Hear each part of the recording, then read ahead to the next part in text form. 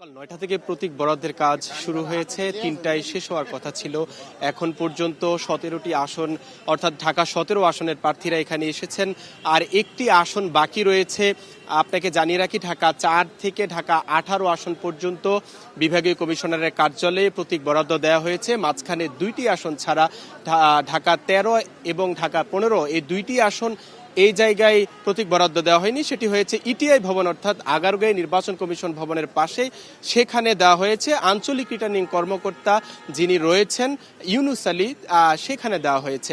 এখানে যে 13টি আসনের প্রার্থীদের প্রতীক বরাদ্দ, সেখানে মোট প্রার্থী ১৩৭ জন। তো আমরা দুপুরেই রিটার্নিং কর্মকর্তা সংবাদ মাধ্যমের সঙ্গে কথা বলেছেন। তিনি জানিয়েছেন প্রার্থীদের পক্ষ থেকে যেই বিপক্ষে যে সমস্ত অভিযোগ এসেছে নির্বাচনী আচরণবিধি লঙ্ঘনের, সেই অভিযোগ নিয়ে তিনি বলছেন কিছুটা রাজনৈতিক, তবে কিছু কিছু জিনিস তারা কনসার্ন নিয়েছেন এবং বলছেন যে তারা বলছেন এখন পর্যন্ত প্রায় সকল প্রার্থী আচরণবিধি যথাযথভাবে মেনেছেন। তারা প্রত্যাশা করছেন শেষ পর্যন্ত প্রার্থীরা সহযোগিতা করবেন রিটার্নিং কর্মকর্তাদের। আপনাকে এখানে যেহেতু ঢাকার গুরুত্বপূর্ণ বেশ কয়েকটি আসন রয়েছে, ঢাকা ৮ আসন আলোচিত একটি আসন, নাসিরউদ্দিন পাটোয়ারি এখানে এসেছেন। বিএনপির যে মির্জা আব্বাস, তার পক্ষ থেকে তার লোকজন এসেছেন, এখানে এসে যে প্রতীক নিয়ে গিয়েছেন। এখানে ঢাকা ৯ আসনের স্বতন্ত্র প্রার্থী তাসনিম জারা, তিনিও এসেছেন। তিনি ফুটবল মার্কা, তার যে পছন্দের প্রতীক সেটি তিনি পেয়েছেন।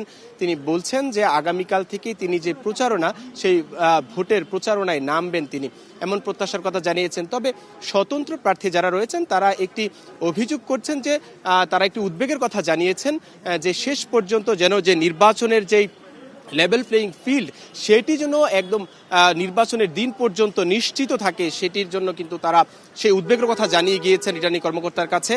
তবে আমরা আপনাকে একটু জানিয়ে রাখতে চাই সাফাত, যে নাসিরউদ্দিন পাটোয়ারি বেশ কিছু অভিযোগ করেছেন যে এনসিপির ২ জনকে শোকজ করা হয়েছে, নাসিরউদ্দিন পাটোয়ারি এবং নাহিদ ইসলাম, কিন্তু তারেক রহমান গতকালকে করাইল বস্তিতে গিয়ে তাদেরকে যে ফ্ল্যাট দেওয়ার কথা বলেছেন, নির্বাচনের আগে এরকম কথা, নির্বাচনের আচরণবিধি লঙ্ঘন হয়েছে, তাকে কেন এখনো পর্যন্ত শোকজ করা হচ্ছে না, এটি তিনি জানতে চেয়েছেন।